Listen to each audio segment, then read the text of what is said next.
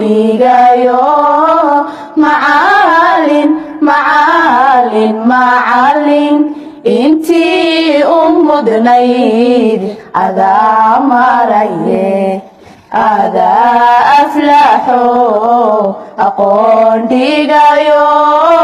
intii u mudnayd adaa maraye ammaaniyo adaa wanaag naga mudan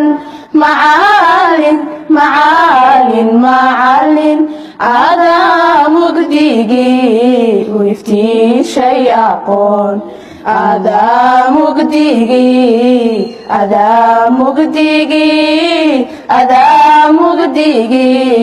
u iftiishay aqoontu inay anfaca tahay